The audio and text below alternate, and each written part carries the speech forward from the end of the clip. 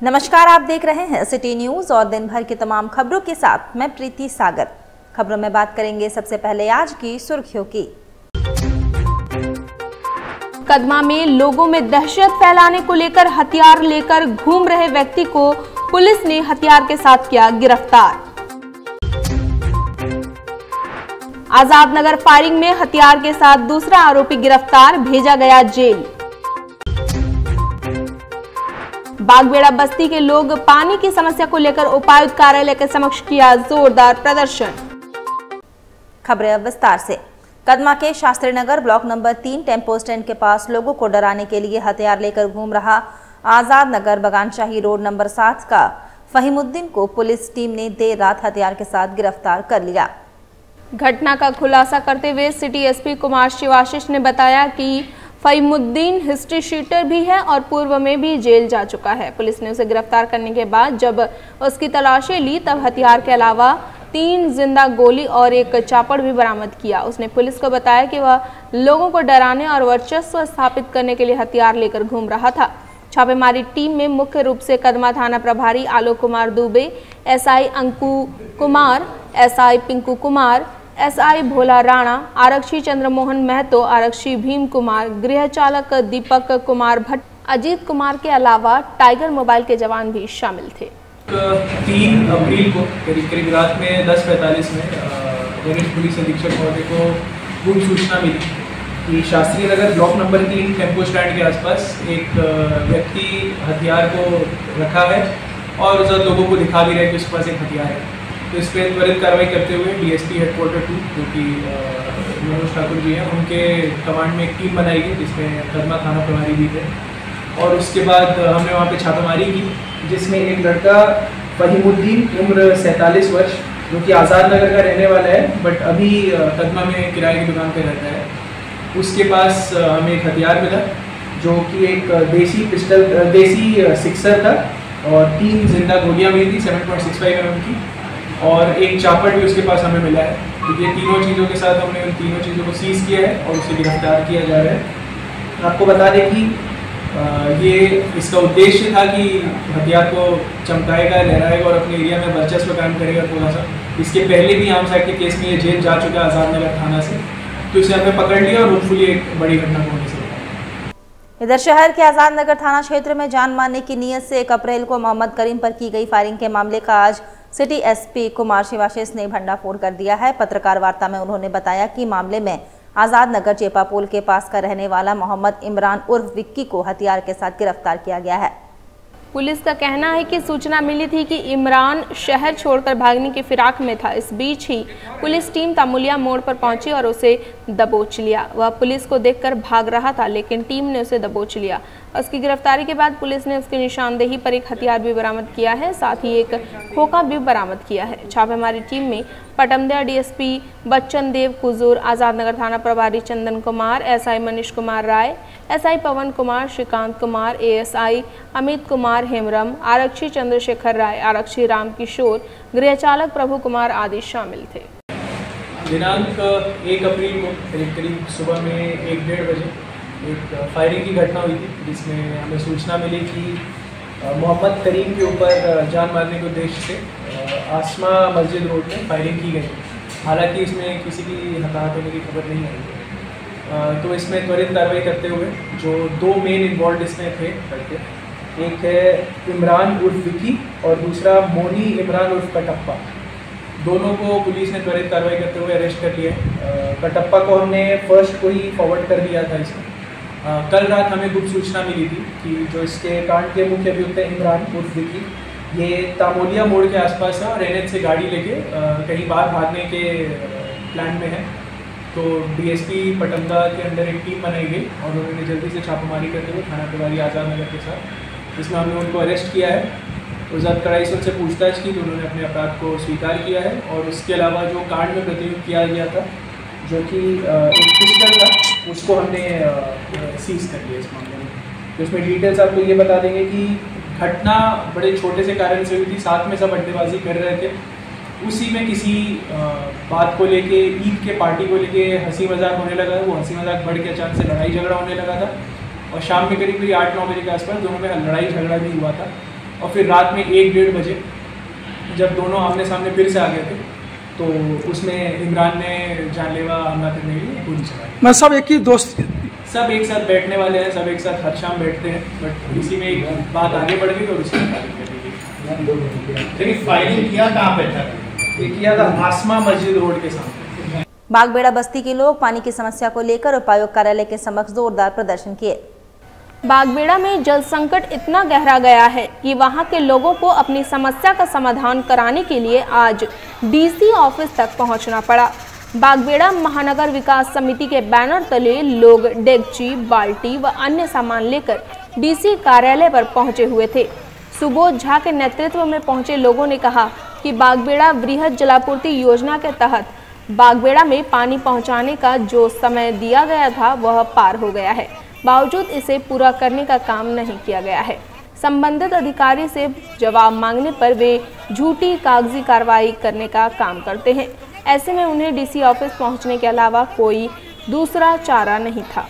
बागबेड़ा के लोगों ने फिलहाल गर्मी को देखते हुए टैंकर के माध्यम से जलापूर्ति करने की मांग की है।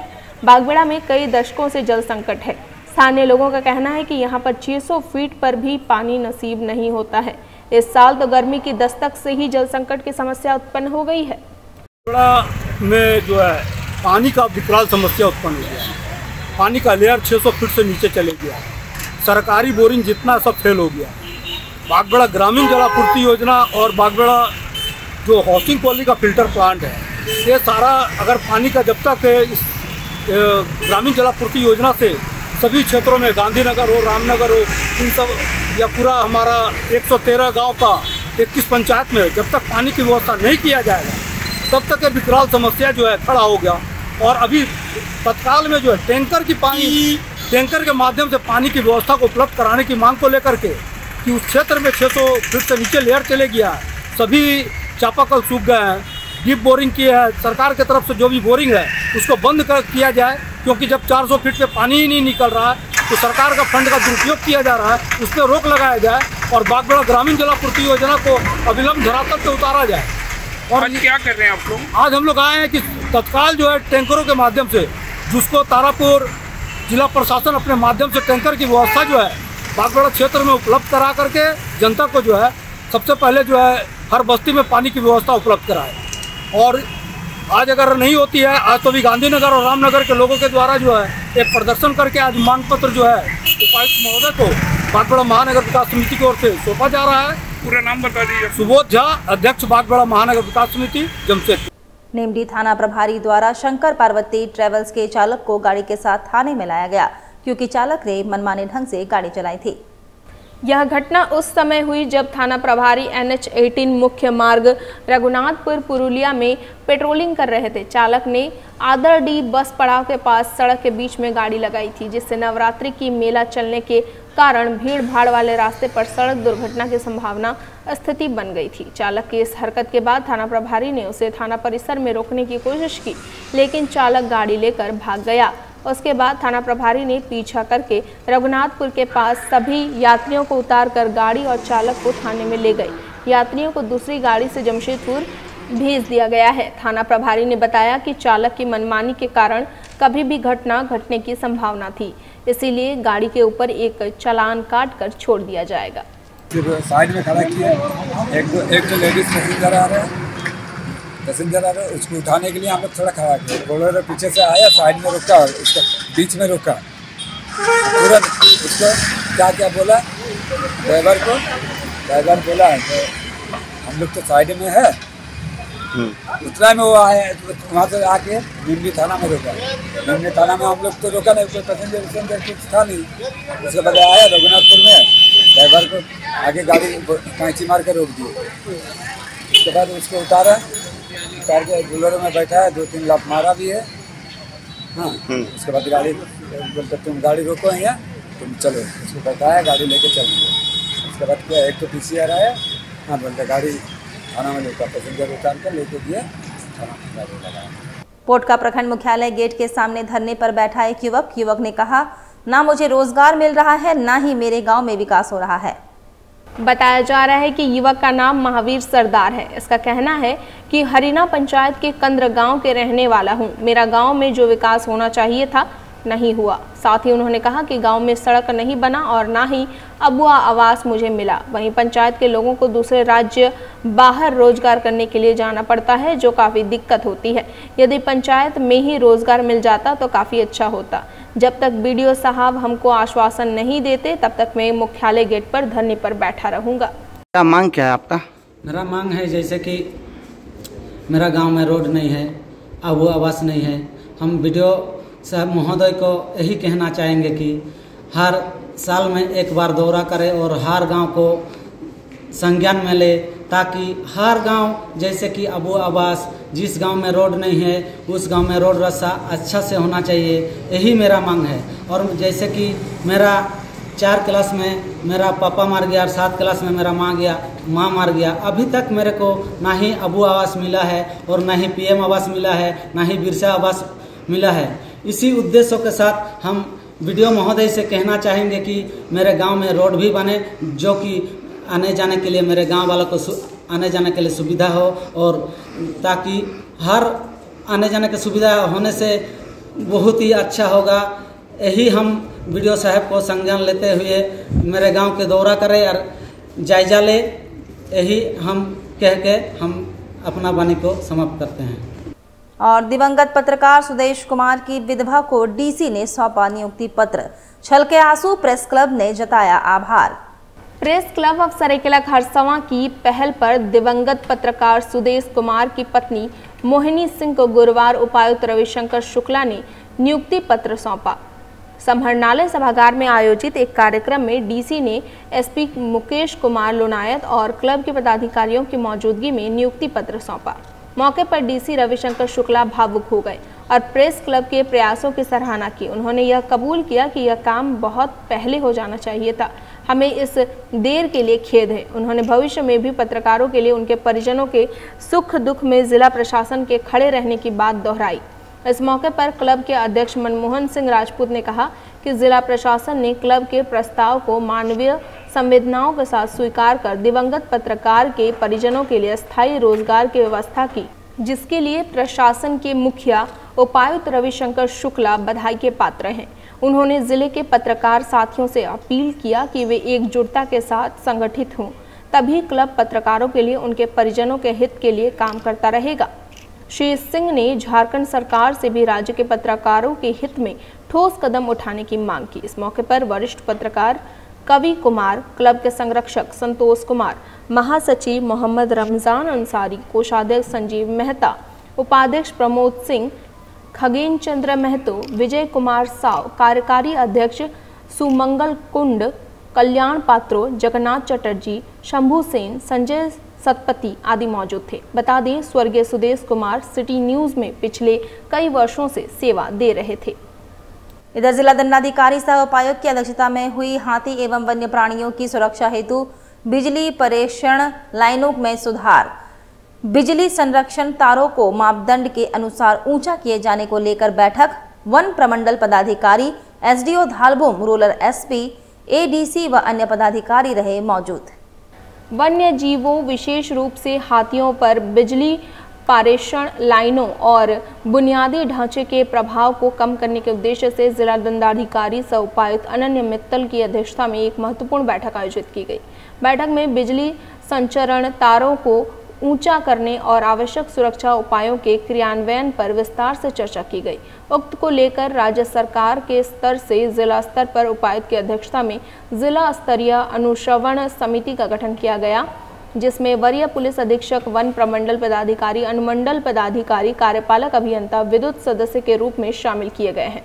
बैठक में विद्युत विभाग के कार्यपालक अभियंता को आवश्यक दिशा निर्देश दिए गए ताकि बिजली लाइनों के कारण वन्य जीवों को होने वाले खतरों को न्यूनतम किया जा सके। वन प्रमंडल पदाधिकारी सबा आलम अंसारी, अनुमंडल पदाधिकारी Dhalbhum Shatabdi Majumdar, rural SP Rishabh Garg, ADC Bhagirath Prasad, Jamshedpur Mango एवं घाटशिला विद्युत प्रमंडल के कार्यपालक अभियंता और अन्य संबंधित पदाधिकारी बैठक में उपस्थित रहे। जिला दंडाधिकारी सह उपायुक्त द्वारा संबंधित विभागों को निर्देशित किया कि वे वन क्षेत्रों में पारेषण लाइनों की ऊंचाई बढ़ाने, इंसुलेटेड केबल का उपयोग करने और बिजली के बुनियादी ढांचे को वन्य जीव अनुकूल बनाने के लिए आवश्यक कदम उठाएं। इसके साथ ही वन विभाग एवं विद्युत विभाग को आपसी समन्वय से सुरक्षा उपायों को शीघ्र लागू करने के निर्देश दिए गए। बैठक के दौरान वन्य जीवों की सुरक्षा के प्रति प्रशासन की प्रतिबद्धता दोहराई गई और निर्देश दिया गया कि सभी संबंधित विभाग आपसी समन्वय से इस कार्य को प्राथमिकता के आधार पर सुनिश्चित करें। समिति की समीक्षा बैठक प्रत्येक माह आयोजित करने का निर्णय लिया गया। जुगसलाई पुरानी बस्ती रोड होमा लाइन क्लब के द्वारा ईद मिलन कार्यक्रम का आयोजन किया गया। इस कार्यक्रम में क्षेत्र के सभी राजनीतिक सामाजिक लोगों ने शिरकत किया। सभी प्रमुखों को मौके पर अंग वस्त्र एवं गुलदस्ता देकर सम्मानित किया गया। सभी ने एक दूसरे को ईद की बधाई दी। सभी लोगों में मिलकर सेवैयां और कई लजीज व्यंजनों का मजा लिया। कार्यक्रम में मुख्य रूप से मौलाना मोतीउल्लाह मोहम्मद सुबैद, अब्बास अंसारी इत्यादि शामिल थे। आज हम लोग एचएल क्लब के द्वारा हम लोग ईद मिलन समारोह का प्रोग्राम किया है जुगसलाई के पुरानी बस्ती रोड में, और इसमें सारे समाज के लोग, हिंदू, मुस्लिम, सिख, ईसाई सारे लोग आते हैं। थाना प्रभारी और संस्था के लोग आते हैं। सेवाई लक्ष्य के मानिक मल्लिक वो भी आए हुए, सुबेद भाई आए हुए, सारे लोग हिंदू मुस्लिम मिलकर हम लोग हर साल मनाते हैं। निश्चित रूप से मिलन समारोह आज जुगसलाई पुरानी बस्ती रोड पे नौजवान साथियों द्वारा रखा गया था, और ये पर्व पूरे भारतवर्ष में भाईचारा का एक मिसाल पेश होता है, जिससे सभी जाति धर्म को लेकर एक पर्व मनाया जाता है जो सबको जोड़ने का काम करता है, कि ऐसा नहीं कि बांटने का काम हो। ऐसे लोगों को मैं खासकर चेताना चाहता हूँ कि देश को बांटे नहीं, जोड़े। इससे एक जो हम लोग का जो सपना है, सोने की चिड़िया जो भारत है, उसका संकल्प पूरा हो सके। मानिक मल्लिक सेवाई लक्ष्य संस्था के अध्यक्ष। वक्त हो चला है अब एक छोटी सी ब्रेक का। ब्रेक के बाद खबरें और भी है, तब तक के लिए देखते रहिए सिटी न्यूज। हाय अनु। हाय, बहुत दिनों बाद मिली हो।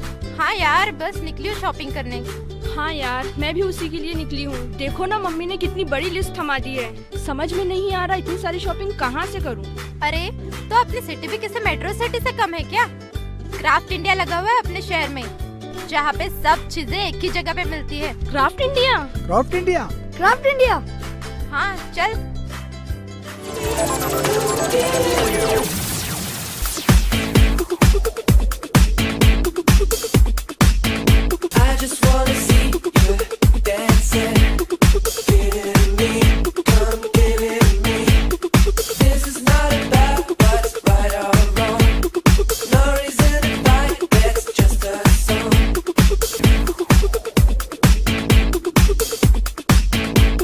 ₹2000 की खरीदी पर एक कूपन फ्री पाइए और लकी ड्रॉ द्वारा जीतिए आकर्षक इनाम।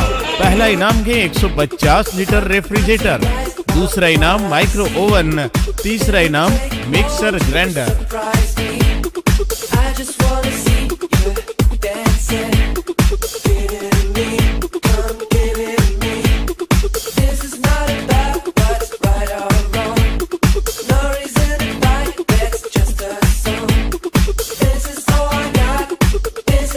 पूरे कर लो दिल में जो अरमा है, मुश्किल जो पहले थी अब वो आसान है। आपकी और घर की जरूरत के सारे ही सामान है यहाँ। Most welcome to craft India shopping expo. दोस्तों, अगर आप जमशेदपुर में सपनों का आशियाना लेने का मन बना रहे हैं तो ये खबर आपके लिए बेहद खास है, क्योंकि मानगो के जवाहर नगर रोड नंबर 15 में Orchid Homes and Developers Orchid Homes group के नए प्रोजेक्ट एमराल्ड टावर का काम शुरू हो गया है, जो काफी तेजी से बन रहा है, जहां आपको आलीशान 3 BHK फ्लैट आसान किश्तों में मिलेगा। खरीद के लिए दुकानें भी उपलब्ध होंगी, साथ ही लग्जरी लुक में ड्यूप्लेक्स मिलेगा। यही नहीं, और तो और lift, car parking, wide road prime location, साथ ही बड़े से बड़े स्कूल आसपास होंगे। और खास बात ये है कि SBI और IDBI बैंक से प्रोजेक्ट अप्रूव्ड है, जहां ग्राहकों को लोन की भी फैसिलिटी मिलेगी। तो दोस्तों, अगर आप चाहते हैं कि आपका ऐसा घर हो जहां खुला डुला घर हो, शांत वातावरण हो, रश आसपास कम हो, प्राइम लोकेशन हो, हर एक सुविधा हो, तो ज्यादा सोचिए नहीं, अपने कदम बढ़ाइए और Orchid Homes and Developers Orchid Homes group के ऑफिस आइए। पता Horizon Mall, Party Road, Mango, Jamshedpur. ज्यादा जानकारी के लिए ऑफिस के कॉन्टैक्ट नंबर 7004175022 पर कॉल कर सकते हैं। My Comfy Decor. Personalize your home. Here, you'll get best quality garments items. Best deals in all types of bed sheets, cushion covers, bed covers, comforters, sofa set covers, divan set, curtains, doormats, and many more items for your home decoration. Exciting offers going on.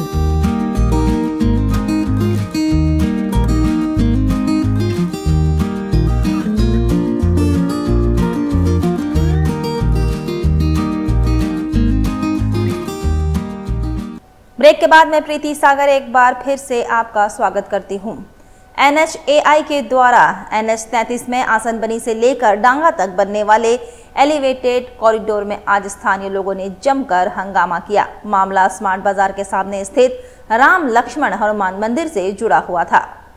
स्थानीय लोगों में बिना किसी crossing के 1.5 kilometre लंबा barricading करने से आक्रोश कई दिनों से था। आज स्थानीय लोगों का गुस्सा उस समय फूट पड़ा जब राम लक्ष्मण मंदिर के समीप रामनवमी उत्सव मनाने की तैयारी चल रही थी। सामने बैरिकेडिंग और सड़क में गड्ढा कर देने से सड़क सकरा हो जाने के कारण रामनवमी उत्सव मनाने में लोगों को बाधा उत्पन्न हो रही थी। सड़क के दूसरे छोर के श्रद्धालु मंदिर में पूजा करने नहीं आ पा रहे थे। साज सज्जा और भगवा ध्वज लगाने का काम पूरी तरह बंद पड़ा हुआ था।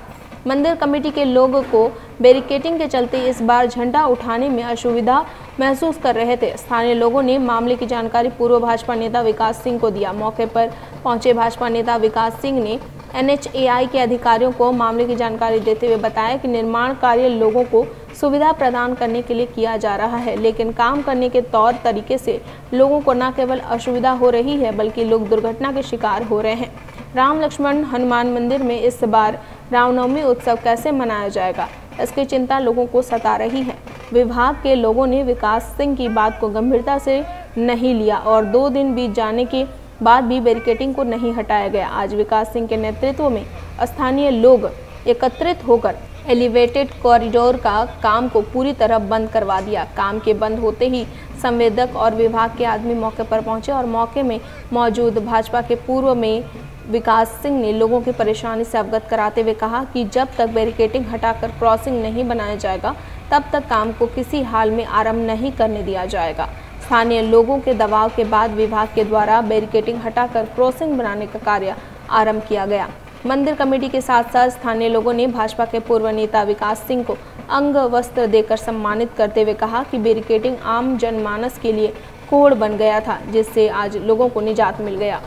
एक नहीं कई अनेकों वर्षों से राम लक्ष्मण हनुमान मंदिर से रामनवमी उत्सव मनाने के साथ साथ विजयदशमी के दिन अखाड़ा निकाला जाता है। काम हो रहा है, काम होना अच्छा है, लेकिन ठेकेदार की लापरवाही कारण मंदिर के सामने बाधा उत्पन्न कर दी गई थी। हम लोगों ने अधिकारियों से बात किया, फिर भी बात नहीं बन रही थी, तो लगा कि घी जब सीधी उंगली से नहीं निकली तो टेढ़ी करना चाहिए। आज कमेटी के सारे लोग, दयाकांत जी, मदन जी, शेखर बाबू, सभी लोग, नीतीश जी, सभी लोग एकत्रित हुए और चेतावनी दिया कि अगर रास्ता नहीं खुला मंदिर के सामने से अखाड़ा नहीं निकलेगा। और परिणाम सामने आए। हम लोग प्रशासन को भी जानकारी दिए। आज आपके सामने देखते ये रास्ता खुल गया है और हम तो कहेंगे कि जो निर्माण काम हो रहा है निश्चित रूप से लोगों को इससे सुविधा होगी, लेकिन काम के दौरान लोगों को अधिक से अधिक असुविधा ना हो, इसकी भी चिंता सरकार को करनी चाहिए। सड़क को छोटा कर दिया गया, बगल में सड़क को बढ़ाया नहीं गया। इन सब बातों को लेकर हम लोग जल्द उपायुक्त महोदय से मिलेंगे। अभी हम लोग सबको एक सूत्र में बंद के वीर बजरंगबली का नारा लगाते हुए हम लोग रामनवमी उत्सव बड़े धूमधाम से मनाएंगे। हररगुट्टू क्षेत्र में नाली के जमीन को अतिक्रमण मुक्त करने तथा जल जमाव से डेंगू मलेरिया की रोकथाम को लेकर स्थानीयों ने उपायुक्त को मांग पत्र सौंपा। बताया जा रहा है कि हरहर गुट्टू क्षेत्र के नरेश चंद्र के घर के पीछे से कई वर्षों से आस पास के सभी लोगों ने मिलकर नाली एवं बारिश का पानी बाहर निकालने के लिए जगह छोड़ा गया था, लेकिन जयप्रकाश कुमार ने आगे अतिक्रमण कर नाली को बंद कर दिया, जिसके कारण बहुत तेजी से डेंगू और मलेरिया फैल रहा है। कई लोग चपेट में आ रहे हैं। नाली के बंद हो जाने के कारण पानी एक ही जगह पर जमा हो जाता है और दीवार पर नमी भी आ रही है। नाली को लेकर पहले अंचलाधिकारी को आवेदन दिया गया था, फिर भी जयप्रकाश कुमार के द्वारा नाली को कब्जा करके रखा गया है, जबकि जयप्रकाश कुमार का 3 कट्ठा जमीन है। बाकी जमीन नाली एवं बारिश के पानी बाहर निकलने के लिए छोड़ा गया था। गुरुवार को ग्रामीणों ने उपायुक्त को मांग पत्र सौंपा और इस मामले में त्वरित कार्रवाई की मांग की है। मामला सर, मैं हरहर गुट्टू में रहता हूँ। हमारे घर के बगल में एक नाली का रास्ता जो 20 सालों से छोड़ा हुआ था। अभी एक आदमी जयप्रकाश सोनकर नाम है, वो रेलवे का टीटी है, वो अपने पैसा का बल पे वो पूरा अतिक्रमण कर लिया है, नाली के रास्ते को भी पूरा कब्जा कर लिया है। और अब हम उनसे बोलते हैं कि आप क्यों कर रहे हैं, ऐसा बोलते हैं जो करना है कर लीजिए आप लोग। ये चीज़ हम लोग बागबेड़ा थाना में भी जाके बोले थे, बड़ा बाबा भी बोले ठीक है देखते हैं, लेकिन बाद में वो भी कुछ नहीं कर पा रहे, वो भी कुछ नहीं बोले। इसके बाद हम पूरे बस्ती के लोग परेशान हैं, पूरा बस्ती के लोग हम लोग सारे परेशान हैं। इसके बाद हम लोग अंचल में भी गए, सीओ सर से भी हम बस्ती वाले पूरा मुलाकात करके सारी अपना समस्या को बताया हमने। उन्होंने भी कहा ठीक है मैं इसकी जाँच करता हूँ। जाँच भी हो गई, इसकी अमीन को भेज के उन्होंने जाँच भी करवा लिया, रिपोर्ट भी आ गया। उसके बाद भी सर कुछ नहीं हो रहा। हम लोग डीसी ऑफिस में अभी बार बार आ रहे हैं, अभी तक कुछ सॉल्यूशन नहीं हुआ। क्या नाम हुआ आपका? मेरा दिलीप कुमार सर नाम हुआ। बस्ती का नाम क्या है? बस्ती का नाम है हम लोग सर हरहर गुट्टू, नियर बड़ा तालाब के पास। चैती छठ के तीसरे दिन डूबते हुए सूर्य को अर्घ्य दिया गया और कल सुबह उगते हुए सूर्य को अर्घ्य देने के साथ चैती छठ का पर्व समाप्त हो जाएगा। छठ पूजा में शुद्धता का विशेष ध्यान रखा जाता है। छठ पूजा में व्रत करने वाली महिलाओं और पुरुष 36 घंटे का कठिन उपवास रखती हैं। इसमें डूबते और उगते सूर्य को अर्घ्य दिया जाता है और छठी मैया की पूजा की जाती है।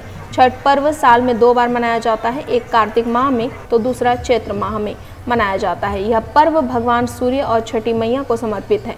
इस पर्व में भगवान सूर्य को अर्घ्य दिया जाता है और छठी मैया की पूजा की जाती है। चैती छठ पूजा की उतनी ही मान्यताएं हैं जितना कि कार्तिक महीने में छठ पूजा की जाती है। चैत्र महीने की छठ पूजा भी उतनी ही धूमधाम से मनाई जाती है जितना कि कार्तिक माह की छठ पूजा मनाई जाती है। छठ मनाई जाती है, हम लोग बहुत धूमधाम से करते हैं। बिहारी का बहुत महत्वपूर्ण पर्व है और इसको हम लोग बहुत अच्छे से मानते हैं और इसको बड़ा छठ बोलते हैं और कार्तिक वालों को छोटा छठ बोलते हैं। ये बहुत कठिनाई का पर्व है और बहुत मुश्किल से हम लोग करते हैं, लेकिन बहुत उल्लास रहता है, बहुत उत्सव रहता है और इससे हम लोग बहुत माने उत्सव के साथ मनाते हैं, बहुत लगन सुख से मनाते हैं कि चैती छठ हम लोग बहुत अच्छे से करते हैं और बहुत खुशी होता है हम लोग पर्व करने में। आज चैती छठ में कैसे मनाती हैं? शाम में रख दिया जाता है, सुबह रख दिया जाता है। इसमें तरबूज, आम सब वगैरह फल चढ़ते हैं। ये वही करते हैं जिसका मन्नत रहता है। इधर वक्फ विधेयक लोकसभा में पारित, झामुमो के विरोध पर पूर्व मुख्यमंत्री रघुवर दास ने साधा निशाना। कहा विरोध से झामुमो का आदिवासी विरोधी चेहरा खुलकर सामने आया। जनजातीय समाज से झामुमो कांग्रेस के सांसदों के सामाजिक बहिष्कार की अपील की। वक्फ विधेयक लोकसभा में पारित हो गया। पूर्व मुख्यमंत्री रघुवर दास ने कहा लोकसभा में इस संशोधन विधेयक का झारखंड मुक्ति मोर्चा ने विरोध किया और इस बिल के विरोध में मतदान किया। झारखंड मुक्ति मोर्चा का आदिवासी विरोधी चेहरा कल खुलकर सामने आ गया। वक्फ संशोधन बिल में किए गए कई संशोधनों में झारखंड के संदर्भ में भी महत्वपूर्ण संशोधन किया गया है। संशोधन बिल के कानून बनने के बाद आदिवासी क्षेत्रों में अनुसूची 5 एवं अनुसूची 6 के तहत वक्फ संपत्ति घोषित नहीं की जा सकेगी। इस संशोधन से आदिवासी समुदाय की मूल संस्कृति और संवैधानिक अधिकारों का भी संरक्षण हो सकेगा। उन्होंने कहा कांग्रेस के संपर्क में आते ही झारखंड मुक्ति मोर्चा तुष्टीकरण की राजनीति के जाल में पूरी तरह फंस चुका है। झारखंड मुक्ति मोर्चा आदिवासियों के हितों की रक्षा के लिए समर्पित राजनीतिक दल के रूप में पेश कर आदिवासियों को भ्रमित करता रहा है। प्रधानमंत्री नरेंद्र के नेतृत्व में केंद्र की एनडीए सरकार ने जब वक्फ विधेयक में आदिवासियों के हितों और जमीन की रक्षा के प्रावधान किए तो झारखंड मुक्ति मोर्चा के लोकसभा सांसदों ने इस बिल का विरोध करते हुए बिल के खिलाफ वोट किया।